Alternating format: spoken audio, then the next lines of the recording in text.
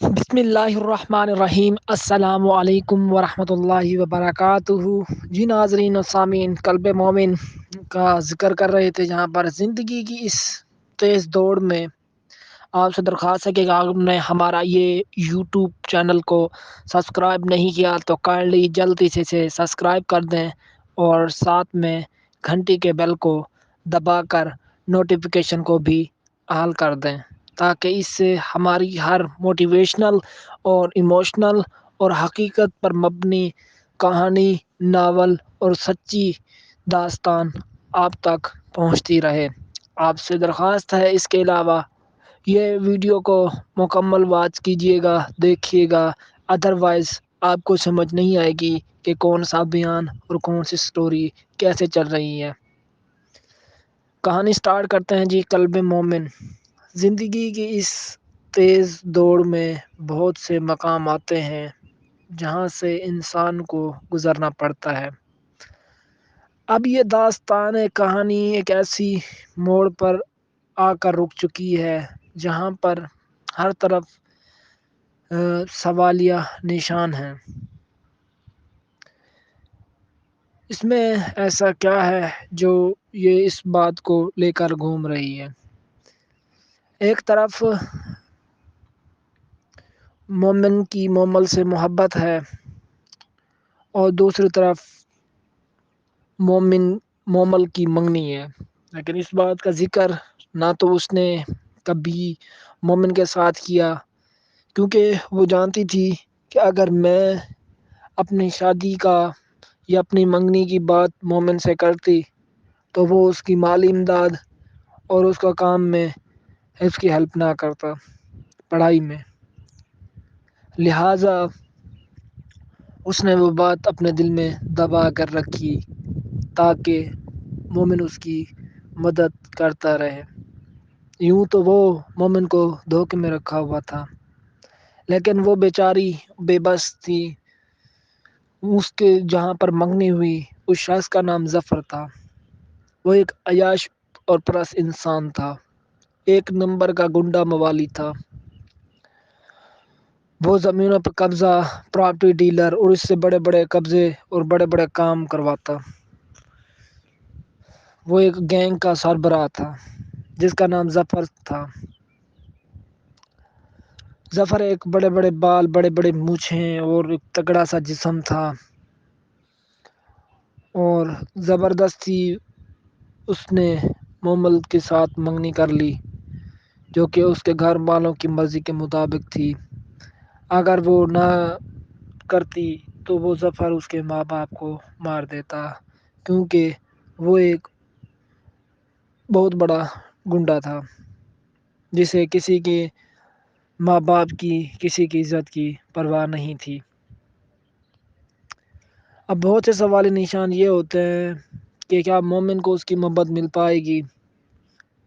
کیا محمل جو ہے مومن کو بتا پائے گی اپنی منگنی کے بارے میں؟ اور دوسری طرف اگر دیکھا جائے تو ایک طرف اکرم کا کاروبار تباہ پڑا ہوا ہے، اور دوسری طرف اس کا بیٹا مومن، ایک طرف پروین بیٹے کے ساتھ برے حالات کر رہی ہے، اور دوسری طرف چھوٹا بیٹا ظہیر جو کہ بیماری میں مبتلا ہے۔ یہ کہانی ایک نیا رخ کی طرف چل پڑی ہے۔ کیا اکرم اپنے کاروبار کو بچا پائے گا؟ کیا اکرم ایک اچھا باپ بن پائے گا؟ اور لہٰذا بہت سے سوالات اس کہانی کے اوپر کھڑے ہوئے ہیں۔ یوں مومن اور مومل کی محبت کی یہ داستان بڑی ہی زور و شور سے چل چکی تھی۔ یونیورسٹی کے ہر لڑکی اور لڑکے کو پتہ تھا کہ یہ ایک دوسرے سے محبت کرتے ہیں، اور یوں وقت گزرتا گیا۔ آخر کار مومن نے ایک دن مومل کو گیٹ کے قریب دیکھا۔ وہ کسی بڑے عجیب و غریب اور بڑے قد کاٹ والے انسان کے ساتھ کھڑی تھی۔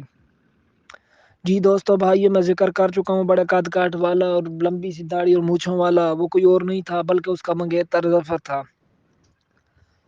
مومن پہلے دن دیکھ کر خاموشی سے وہاں سے چلا گیا، لیکن دوسرے دن وہاں پر محمل کو گیٹ کے قریب پایا۔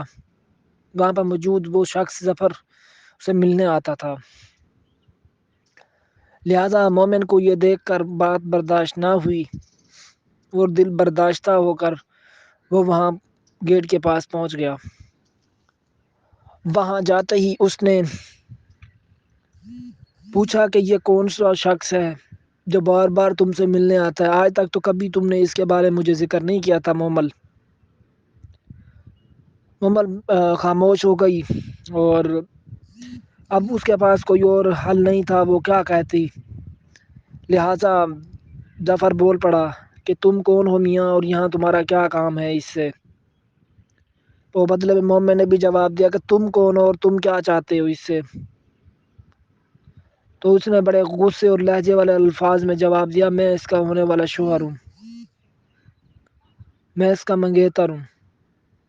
یہ بات کیا نہیں تھی کہ مومن کے پاؤں سے زمین نکل گئی کہ آج تک اس نے مجھے دھوکے اور جھوٹ میں رکھا۔ مومل نے اس کی یہ بات بہت ناپسندیدہ اور زہریلے الفاظ تھے جو مومن برداشت نہیں کر پاتا تھا۔ لہٰذا یہ ایک عجیب ہی کیفیت تھی مومن کے دل میں، اور وہاں سے یہ بات سنتے ہی مومن واپس پلٹ گیا۔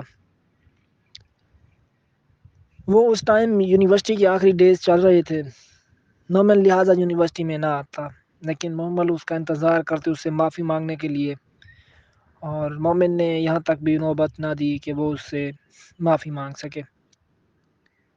لہٰذا زندگی کی اس تیز دوڑ میں یوں یوں وقت گزرتا گیا، امتحانات کے دن قریب آئے۔ امتحان دینے کے بعد ان دونوں کے آپس میں کوئی ملاقات نہ ہوئی۔ مومل کرنا چاہتی تھی اپنی غلطیوں کا ازالہ، لیکن مومن نے موقع نہیں دیا۔ وہ امتحان دے کر فارغ ہو گیا اور یوں چلا گیا اس یونیورسٹی کو چھوڑ کر۔ وہ ایک اچھا آرکیٹیکٹ اور انجینئر بن چکا تھا جو عمارات کے نقشے بناتا تھا۔ لہٰذا بہت سے آگے مناظر آنے والے ہیں۔ میں آپ سے درخواست کرتا ہوں ایک بار پھر کہ کائنڈلی ہمارے اس چینل کو سبسکرائب کیجئے اور ساتھ میں گھنٹی کے بیل کو دبا کر نوٹیفیکیشن کو آل کر دیجئے، تاکہ اس سے ہمارے ہر آنے والے کہانی اور حقیقت پہ مبنی ایموشنل سٹوریز کی داستان آپ تک موصول ہو سکیں۔ اپنا بہت سارا خیال رکھیے گا، دعا میں یاد رکھیے گا۔ ملتے ہیں انشاءاللہ نئی نیکسٹ ویڈیو کے ساتھ۔ اللہ نگہبان۔